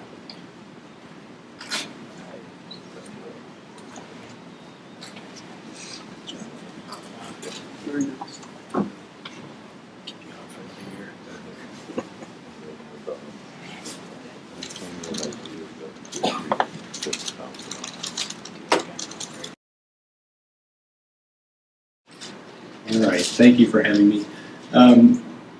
As Michael said, I work with the Forest Preserves of Cook County, and we own property across the county, but we have 2 properties that are immediate neighbors to Wolf Lake. We don't interact with Wolf Lake directly, but I want to tell you a little bit about some of the projects we're doing as close as possible to the lake. And I only have 2 slides, so I'm going to have to illustrate with my hands. The first property is the property that John Pastrick had mentioned, Eggers Grove. So this is a little bit of a dark slide as it looks like, but the area up at the top at the north end is Eggers Grove in purple. So this up here, the vertical lines are the dune and swale remnant that's still here, kind of a funny piece in that the dune and swale follows the lake and goes east-west in Indiana and kind of comes around a curve. at Powderhorn, goes northwest to southeast, and then goes straight north-south at Eggers. The other property we own is Powderhorn that Frank was talking about, and others down at the south end. Like everything in the Calumet, they're not what they appear. Eggers Grove and Eggers Marsh in the corner was once connected directly to Wolf Lake. It is no longer. Powderhorn was likely not connected other than through the sand, water moving through the sand, and it is now directly connected. We've been working on these properties for quite some time, mainly on the terrestrial end of the property. So dune swale, there's lots of a huge variety of plant communities and rare insects out there, and Powderhorn is a state nature preserve just based on the plant communities there. Eggers Grove is an unusually diverse site for the heavy use that we've put it through over the years. It's got some really neat stuff on it. But on the hydrology side and the water side, there's been some mysteries. Powderhorn is excavated as a man-made lake, and it does have a nice fishery in it. It's actually a lot of nice game fish in there. It also has some nice non-game fish in there, a couple state-listed fish in there. So there's that sitting there. There's going to be, I'll talk with you, I think at the end a little bit about the competition of ideas for what to do with Powderhorn Lake. But let's start with Eggers, because I know John had a couple questions. I want to at least address a couple of those in terms of what's going on with water at that site. The very southeast corner there is a large marsh, Eggers Marsh. It's about 40 acres. And the problem that John mentioned is that it fills up and it's got nowhere to go. So just the more rain that comes in, the more it fills up. It also probably has some ground feed from Lake Michigan as well. And the problem with that is that the margins go right into the upland. You have no transition zone from open water to mesic or even dry prairie at the top. So you don't have any of that transition zone, and that is problematic. You lose a lot of species that way. You also lose a lot of habitat. What is the solution? And we don't have a permanent solution, but when you look at the problem is its original drainage pattern, which I'm going to point out the original area it moved from through here. Kind of through this zone, which is the Nike missile site that John mentioned, and it is full of slag. It's also a higher elevation, and so it's basically formed a dam between Wolf Lake and Eggers Marsh. So it's impounded that site. Quite a long time ago, this was recognized, and actually the lake did have an outlet to the north. It was constructed in the 50s. We relocated it recently with the help of some funding from the Coastal Management Program. And we've put a design in to reinstall that water control structure that's going to drain the marsh to the north rather than to the south. There are a couple advantages to that. One is on the permitting side. It's quite a bit easier to move water places where it originally went and has been permitted in the past to go and has historical precedent for it. So that's a big issue right there. The second item, of course, is that the marsh has had a couple bioblitzes at it. I don't know if Phil were you part of the bioblitz there? So very, very clear water, ground-fed water, no carp. So when you think about connecting a place that has a lot of nice things, invertebrates and predatory fish, vulnerable vertebrates, keeping that separated from another water body that has those things has some advantages. So kind of the direction we're moving in right now is trying to change the water level of that marsh so that you're getting less just flat out open water edge to edge to some open areas. We're going to try to drain it, I think, once to try to get plants established from the bottom. We have a lot of, what's the proper term for that? Flocculate? Is that there's just dirt suspended in the water that impedes light getting to the bottom, which impedes plants from growing. So we'd like to drain the water out, get that reestablished, which will help not only the plants but the invertebrates in the community, and we're hoping for a return of some of the bird communities that are historically fairly high there, and John has seen them many times go up and down through time.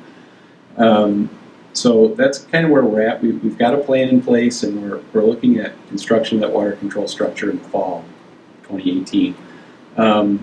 We won't be, our plan is not to add water to the north in rain events. Our intent is to hold it during rain events and then let it out more slowly after the rain event has passed. So we're aiming not to contribute to flooding issues by just opening the thing up when it rains. If we have to hold it for a while, we'll do that. And so I guess that's what's going on at Eggers right now. We've had a ton of people working at Eggers over a long time. As we mentioned, the Coastal Management Program with the DNR, the USDA's NRCS, the Field Museum, and of course our volunteer steward John, who's been kind of a linchpin and the catalyst for restoration out there over the last couple decades. And he's also the historian, so he knows what was there and what should be there. I'll take some questions from you, John, at the end too. I'm going to move on to Powderhorn. And so Powderhorn is, as Frank mentioned, originally all those striations in there covered the entire property. It was all dune and swale. The forest preserves dug out the lake at the bottom. The fill was used for, I think it was the toll road and toll road construction. And there's two parts to this water body. The south part that looks like a sideways kidney. And then the one at the top that's sort of a shallower basin. And the shallower basin is in the same, and I shouldn't say probably poorer condition, but in some ways the same state as Eggers Marsh. It's got a lot of floating sediment, very little vegetation growing in it, and very little anything but open water all the way to the edge. But there is a time in memory of some of our workers when they remember this being much more like a marsh. And it creates opportunities and some conflicting opportunities that I'll talk through on that. The whole water system is a lot like Eggers Marsh in that water comes in and doesn't go out very well. So you get a filling up of the basin, and as Frank mentioned, the dune and swale. The swales fill up with water. You get a couple things. One is the water quality is a little lower, so you get some pressure from invasives, but you also get that sustained level that is really not good for the sedge meadows there, and really favors things like cattails and phragmites as well. So our overall goal there is to find some way to lower that level to an historic level, which we know. We had some piers put in that we know what the level was at that time, which is significantly lower than what it is now. So we're going to aim for that and see how that goes. We think that change will not impact the fisheries portion. It will impact the pool a bit. We don't know how much. And a couple updates. We have a consultant who's taking a look at some of the options for what to do with the water there and how it works. The blue line on the far right there is the existing ditch that cuts through the railroad. It has been cleaned recently, so I don't know if Frank's been out there at all, but actually the water level is down a bit. So we're seeing some effects of that. They've also proposed this other potential ditching mechanism here on the left, which cuts through a few of our properties and then ends up in Wolf Lake. And that provides an additional foot of fall, so there's some advantages to that one. If we want to drop that pool lower, that thing provides some other opportunities to do that.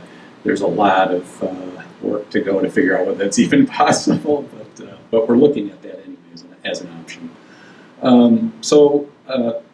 I mentioned earlier there's some competing ideas for what to do with these water bodies.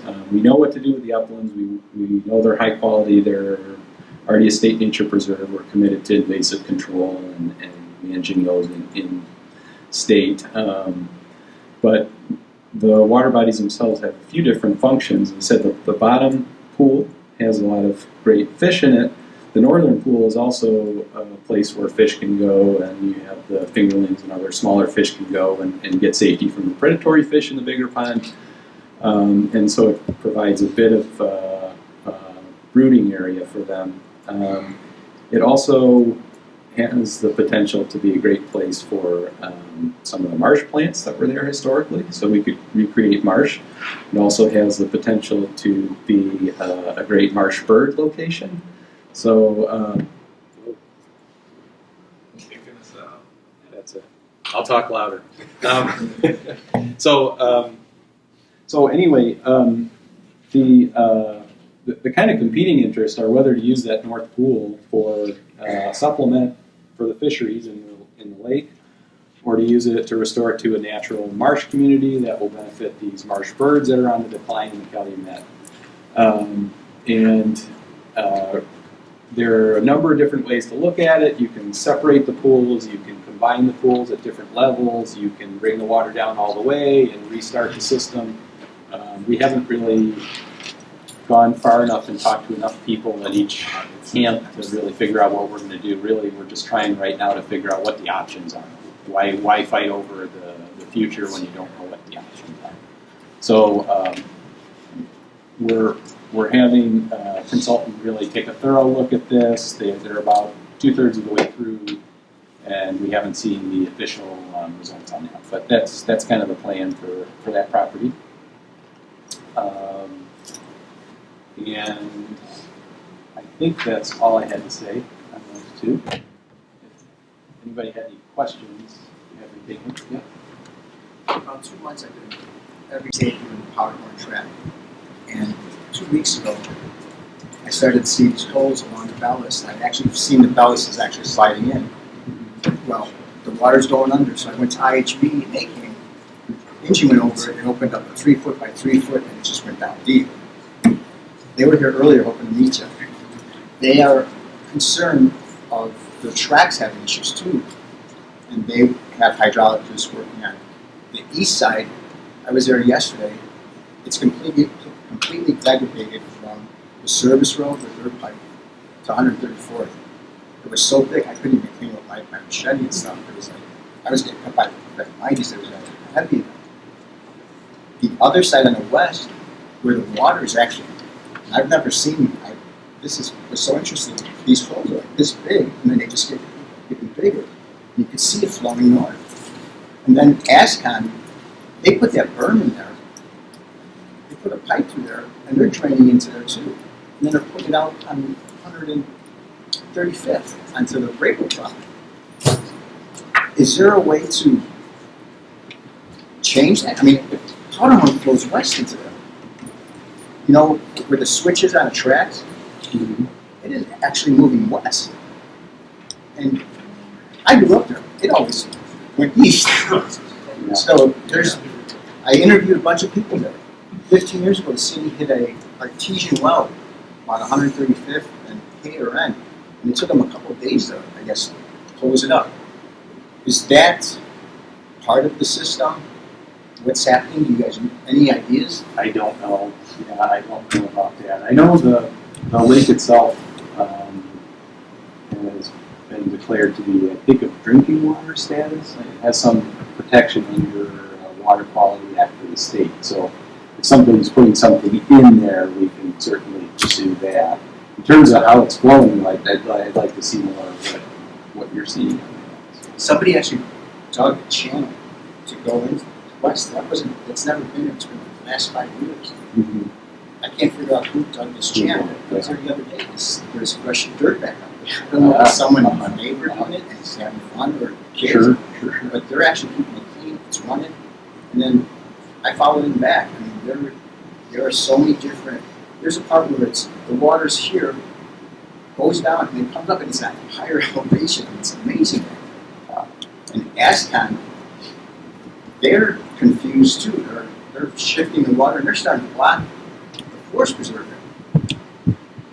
And they're not using the good dirt, they're just using what's coming off and throwing it in. They put a clay pipe that it's on the paper.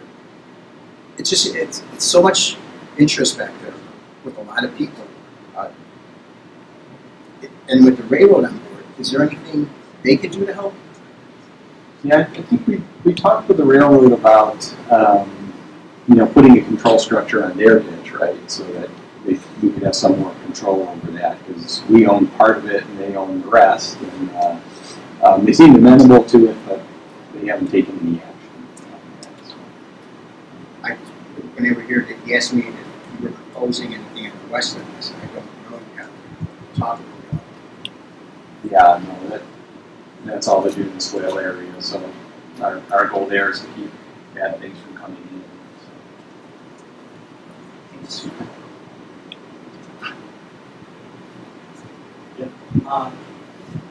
I was just wondering, you said that you didn't want to necessarily build, have a connection between Wolf Lake and the marsh that used to be on the north end, or I mean, it used to be part of Wolf, that's on the southeast corner of the original forest preserve.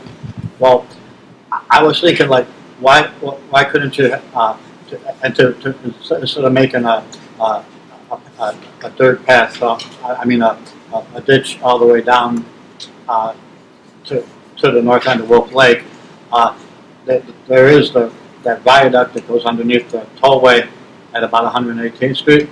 What about like a pump it out when it gets too high and send it into that little arm of Wolf Lake on the Indiana side, and maybe you'd have some governmental cooperation between Indiana and Illinois, and maybe the Army Corps engineers can help out, and it might be a cheaper way, because we haven't had a real bad superstorm lately where you have 4 or 5 or 6 inches of rain in a few hours or something. But that happens every once in a while, and so having not just for environmental reasons, but for the people who live in the neighborhood, when the waters are going into the sewers, the city sewers, it could create a major flooding problem in people's basements and the like, as well as what it's already doing to the. That's along. They have some man-made ditches from the about 114th Street. And underneath the 114th parking lot that's about even with 114th Street, there's a pipe that goes across and connects the ditches, goes underneath the parking lot, and that gets clogged up sometimes too, and stuff. So that like I said, that is causing some of the oak trees to die. So maybe a pump and then a short straight east over to Wolf Lake, sure, it might solve the problem. Yeah. I mean, I think definitely, on the challenges side, there'd be, sort of cross-state and bringing electrical in and running the pump and all that stuff, but it's certainly possible. It's certainly possible. I don't know if it's financially feasible, but it's possible. Well, I don't know. I heard something from Rob from the Film Museum. Was saying that they're going to deepen those ditches that are connected to the natural swales, and just and then they go into the sewers at 112th Street. And I not only like say it's kind of a waste of clean water. It could cause a problem. Sure. I mean, certainly the marsh side, we're not going to send more water during storm events in. I mean, we can. I mean, we'll have a height that we set, and we can set the height higher during events and that type of stuff. Most of the land is just all sand, just maybe an inch of topsoil, inch of black topsoil, and so it kind of flows underground into the marsh. So you could keep the sewer, maybe as an emergency sewers at 112th Street. I don't think you would necessarily need them, or maybe you could just raise them up a little bit. But I'm not a hydrologist, but I did see the problem happening quite a few years ago, and I talked to some people, and like I say, oak trees that I know, like white oaks that could grow a few centuries, and so are dying in places because of lack of oxygen for the reasons. Yeah, there's places at Powderhorn where there's bur oaks growing. You think it's an elk or something, and you go up there and it's a bur oak. It just happens to be water at its base. So. Yeah, here in the swamp oils and grow, and in the swamp, it's probably all the time, they grow along the edge of the swamp.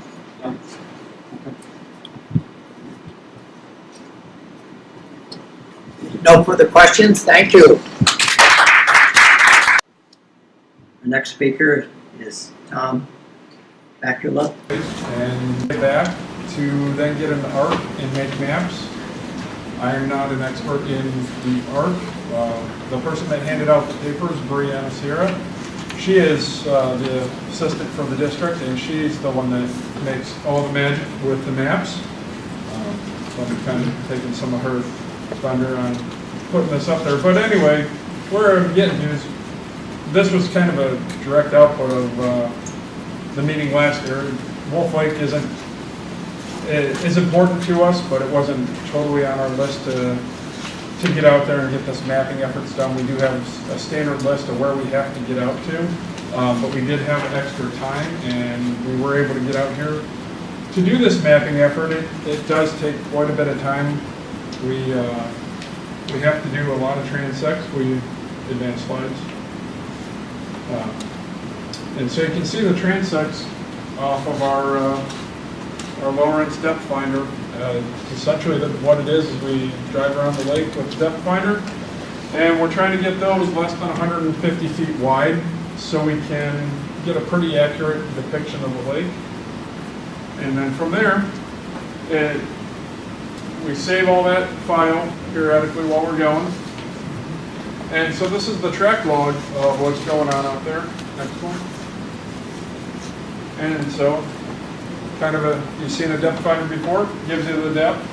Normally it's that screenshot here, but you look at that composite, and that's what that program does, is you have vegetation which kind of obscures that top, and then you get a second echo down on the bottom, which can give you bottom hardness.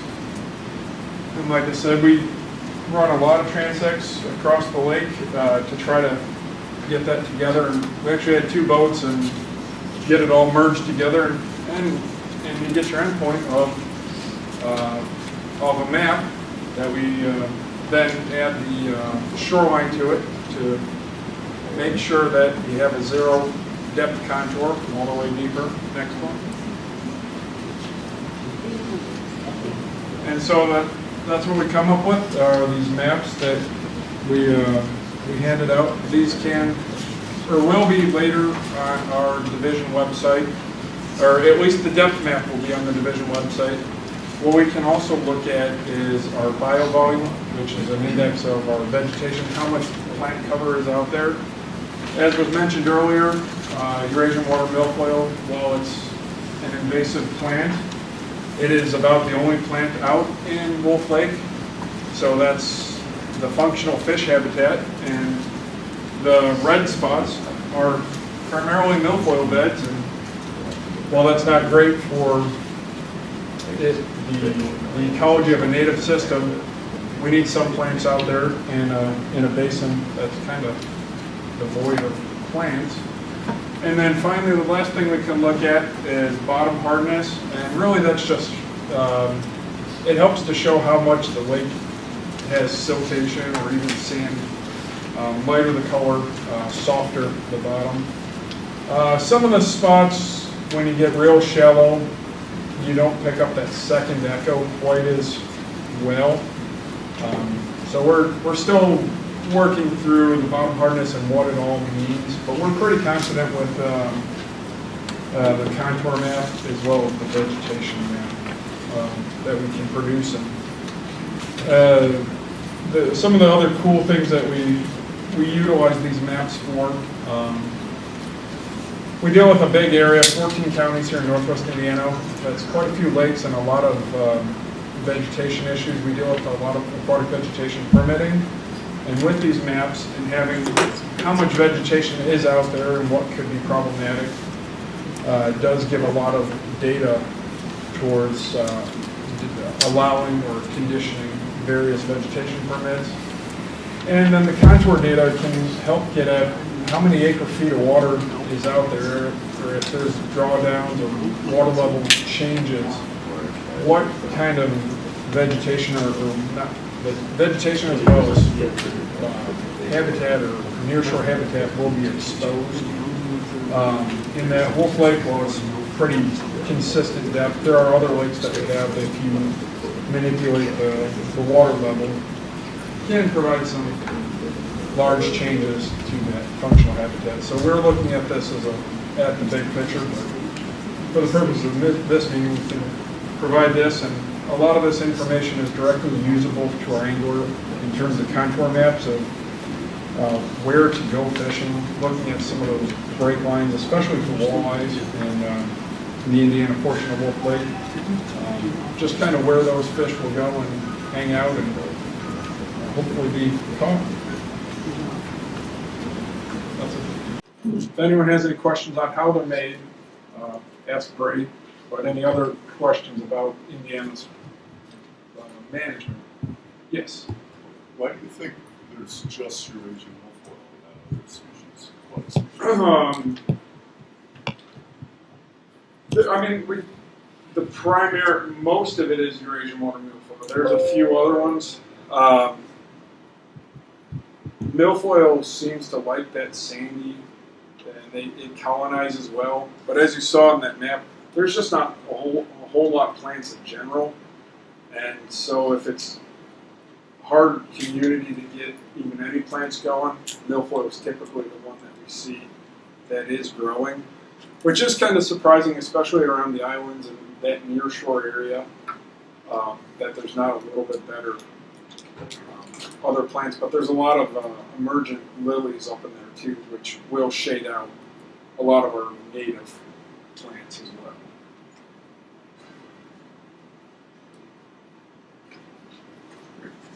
Date on here, is this the date you did it, August? Yes. 16. That was our second date that we went out there. The Wolf Lake, despite our best efforts, closes off the ramp periodically, and it's an hour and a half drive from our office to find a closed ramp, which is mildly frustrating.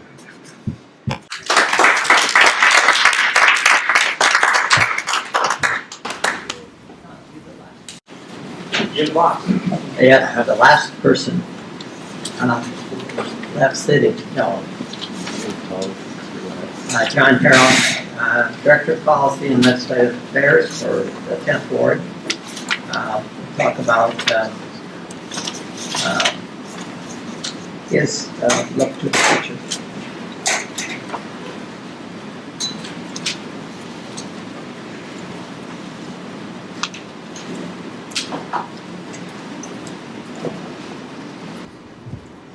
I was put at the very end when everybody's already really tired from the sandwiches, so I understand. Obviously, I'm from the Chicago side of Wolf Lake. I believe we are getting a bathymetry study of our own coming, is that right? It's already done? I forgot to mention it. It's actually done now? Yeah, we finished it last year. It's written in the report. It was finished midwinter, yeah. So we do have a bathymetry report that tells us the depth of the lake, and we are using that to think about fish habitat and what we want to do with it, and maybe long term there's been some interest in the hemi-marsh. I don't think that'll happen anytime soon, but we have the first step in the science that we need to look at in terms of determining what we would do. And we will be getting that shared with everyone, is that? Maybe a presentation in 2018? Yeah. And then we'll have a bathymetry report for and I should say the Illinois Water History Survey did the report for us, right? Illinois State Water Survey. Thank you, Illinois State Water Survey. So we would be, I'm speaking on their behalf because they did the report, although Kim can interpret it well. We would be happy to do that if invited, and certainly, Michael, we could share it with you, and then you could distribute it to anybody who's here who's interested, and you can get it from me. No problem. Whatever. We're happy to share it.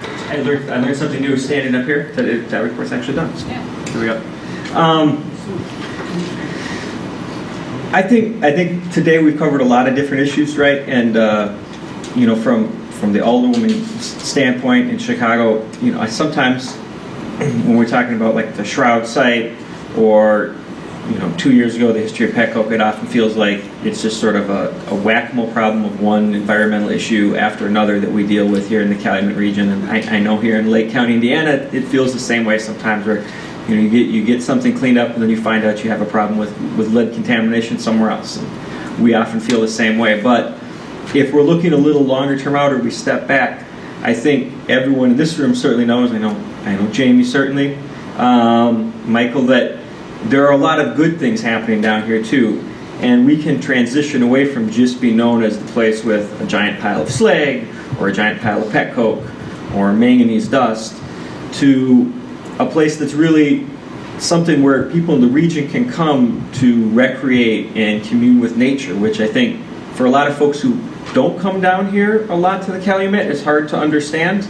But the truth is there's a lot of positive things that have come from, Big Marsh Bike Park that is now opened up close to Lake Calumet, to the efforts to improve Wolf Lake and William Powers. This summer, about 2 months ago, IDNR had an excellent public event where we got people out from around the region to come and not just experience William Powers as a park where you have a picnic, which is what it's often known for, but actually get out and canoe on the lake, to go fishing, for archery, and really experience everything that state park has to offer. One of the things that we've been looking at on our side of the border is trying to get more and more of our residents to feel comfortable communing with nature that a lot of them never have. And so we have had events in Eggers Grove to get people out camping overnight in Eggers Grove, and realizing that it's more than just a bunch of trees that you drive by. There's actually a lot of nature out there, and there are hiking opportunities sometimes across the street. Getting people to bike more. Hammond here on this side has an excellent bike trail system, and there's another bike trail that's going to be connecting up to Cal Park coming. One of the things that we are looking at is trying to get our side of the border to have some more bikeable lanes and communities, so that we're really connecting as a region and getting people to go from our side here in Chicago all the way to Hammond, and hopefully someday, one of the things we've explored with the Illinois Port District, I know Durs is very knowledgeable about this, is trying to get Hammond connected all the way to Pullman, the Pullman historic area, and providing a number of pathways for people to come through, stopping along the way to see some of our natural areas that have been highlighted here, like Indian Ridge, the Big Marsh Bike Park, etc. So as we're looking to the future, we're really looking for ways that we can get people to use these natural gems that we still have, and sort of change the focus from one of heavy industry and pollution to one of nature and clean and restored areas. So I really think that the Wolf Lake initiative is an important part of that, and getting together and having these conversations. And we have a lot of work to do ahead of us, but we are making some real progress in getting the focus changed to cleanliness and healthy living rather than polluting industry and dirty brownfields. Does anyone have any question about what's going on our side of the border in Chicago? I grew up in the 10th ward, and never like any kinds of gatherings or things that you can and learn about environmental things or ecology or anything. Is any of that stuff going on now? There's a few things. We actually just got Friends of the Parks teamed up with George Washington to get some kids out. We're trying to get some nature program there. If you haven't already, you should next year come to our camp out at Eggers Grove. I'm sure you're familiar with it. Come on out. That's one of the things we're trying to do, is get more people to actually enjoy the natural areas, because I'm sure, as you know, lots of people just as you go to the lawn and hang out, but you never go into the forest area. So we're trying to get more people to commune with the rest of it. But that's one of the things that we're working on. Cool. And if you ever need any help giving like little tours or anything, you can always call on me. You can take them to a natural kid. I take kids to on the north side. I'm not from the north side, but that's where I do all my tours with kids, taking them to our ecosystem projects. So you just volunteered to do some tours next year at the camp out. Okay. I like it. You asked about doing tours and stuff. I've been doing photography. Take them into Eggers Marsh. I take it I got National Geographic. Cool. Spent about 8 hours with him. He came dressed just in shorts and stuff. I'm like, dude, look up on the yeah. Got him in there. He said, there are birds here that. Yeah. You know how he's going. Yeah, we just had our feasibility study approved, so there's a green light on Egwish Marsh. So if we get design and construction funds, we can move forward with that. The solar panels are down the other day. Oh, really? Kinby does have Calumet is my backyard. They do have a lot of high schools, and last week they had the Washington Grammar School kids out there, and I help them out when I can. Yeah, and so there's kids from South Shore High School coming to Eggers, and what's the one by Bestman Park? High school there. Well, Bowen? Bowen, yeah, Bowen and Thorpe, and then the one out by Pullman too has come high school up. And so there's a lot of I don't they help do brush cutting, cutting out the honeysuckle and the buckthorn and the like, you know, and they learn something. A lot of it goes in one ear out the other. You know, something.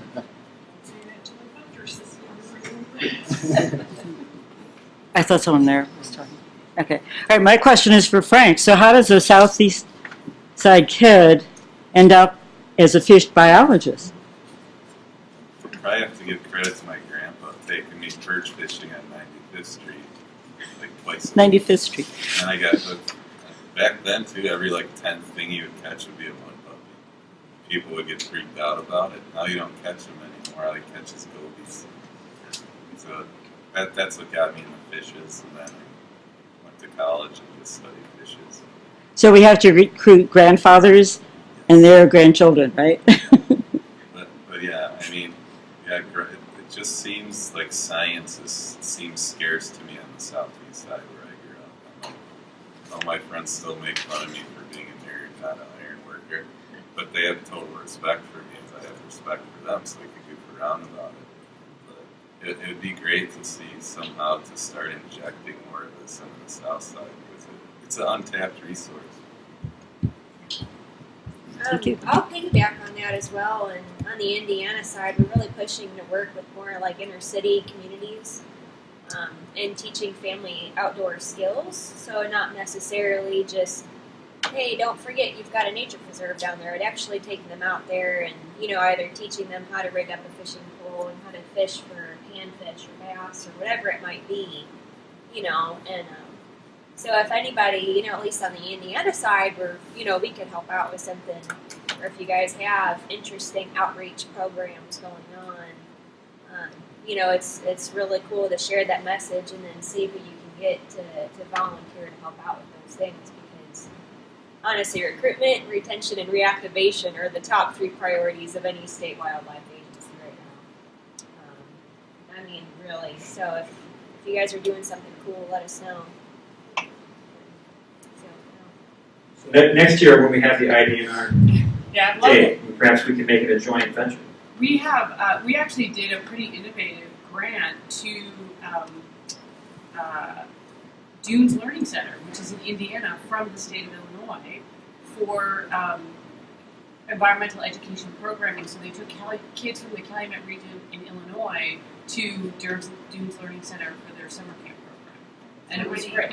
Yeah, it was through Mighty Acorns, and the location was at Dunes Learning Center. So they're taking an existing curriculum that's working specifically with kids in the Calumet Region, and taking advantage of underserved kids on this side of the border at a great site on the other side of the border. And it was great. It was a non-traditional grant for us, but we were really open to it. I actually just talked to those folks last weekend about, they're like, when can we come back? We're ready. We're ready for more funding.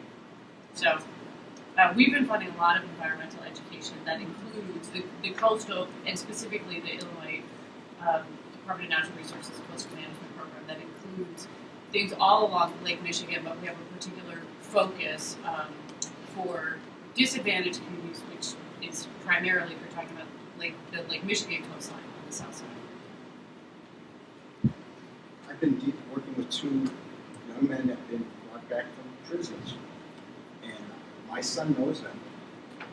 Took them out there. These were hard kids, they want to get into the environment. They go out there with me and they take beaver dams down. They're like, Jamie, we know this is going to be fun. They don't have waders, not like me, up into their chest. They think it's great. Back in Powder Mark, Indian Ridge Watershed, I mean, it's a little beaver dam. They come in and they love it. And the more I get involved with 20 to 25-year-olds, they want to be involved. They feel that they have responsibility. And they're like, I'm glad I'm not getting paid because it's fun. So they really want to get involved. Well, they could apply to the apprenticeship program in Green Corps, which is a job training program for most of the individuals that are involved in the job training program are, folks who are considered challenged with employment. So a lot of them come out of the criminal justice system. A lot of people who have never been successful with employment otherwise, regardless of their, whether or not they have a criminal background. And they get training in outdoor education and specifically land management practices. So I talked about the invasive work that we've been doing at Lake Towers. Almost all of that is happening by Green Corps. Folks in that program get trained on how to do it. It's a 2-year program. It's a living wage. And then they get assistance once they graduate with job placement permanently. I need to get that from them. Yeah. I have one person jump on it. Yeah, and they're always looking for applicants. Kim works more closely with Green Corps than I do, but we just have lots of folks there. It's a great program. I've seen them at Fish Marsh, Mm-hmm. and great people. Yeah, absolutely. And they work hard, and you can see the happiness in their faces. Yeah, and they partner not just with our agency, but nonprofits like Friends of the Forest Preserves as well. They work on forest preserve property and Chicago Park District property. They work at our site and a number of other places in the area, but based primarily in the city, but not exclusively. We fund a significant part of that program, and we've hired people that are now full-time staff out of that program. So it's pretty effective. Really great people that sign up for our program. Chicago Marshes, like a lot of our national area crew members who are out there managing the Calumet Marsh, a lot of them came from Green Corps. Just also mentioning environmental education opportunities. It's also important that we remember that we have this great environmental center coming to Big Marsh. We're on track to open it next year. We haven't started broken ground quite yet. So next week, we've been hearing that. Right. But the Fort Calumet Environmental Center is going to really open up the opportunity for a lot of educational opportunities. Where's that going to be? Big Marsh. It's going to be right where the bike park is. So we're really hoping that Big Marsh can become like a center or a central hub for bringing in tourism and recreation opportunities for the region. And you highlight an important point that we have our own environmental center, thankfully coming on the Illinois side.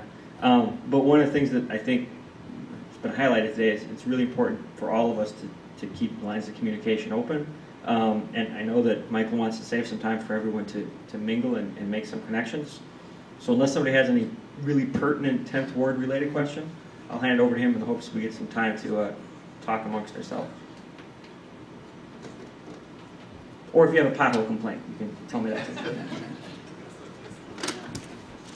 I don't know what Joanne's question was to Frank about how he got started with fish, but I was hoping it would lead into what he was doing in Acres Grove when he was in high school. And I didn't live here at the time, but I understand there's a lot of things went on in Acres Grove besides fishing. But he may have to, he's not listening, so he may have to apprise me of that later. Before adjourning to November 2nd, 2018, for the second annual meeting of the Wolf Lake Watershed Advisory Committee, I want to remind you to vote for your favorite mud puppy and then complete the rest of the evaluation form, because that's the only way some of you will be getting into the final report. So I really would appreciate your comments. And the comments are sent to all those attending today. I think you all left your email address with me, so I know how to run you down. But the other thing is, we have a few minutes. is that I just think it's very important that, that each one of us has met at least one acquaintance today, and hopefully more. And I've met several acquaintances I haven't met before. So, and the importance of this is that the discussion and dialogue really shouldn't end with this meeting, but it should continue on until we meet again next November. Is there any final thoughts from anyone regarding the entire day? I just might want to remind you that if you have a chance, and you're getting off early today, if you have a chance, you might want to stop by the gallery on the second floor to view the green of the art show, and particularly the photos by Tom Mullins. I think you'll really appreciate those. So, Michael, I have a question, because I think last year, after this conference, did you share an email contact list with everybody? yes. Are you going to do that again this year? I am going to do that again. And I was afraid that you were going to tell me, oh, you got a phone number or an email from so-and-so. But I distribute that email list so we can keep the conversation going. And I hope it just keeps going until we meet again in November. And I really appreciate everyone showing up today and bringing their thoughts, ideas with them, and so we can think about that until we have the next meeting. So thank you.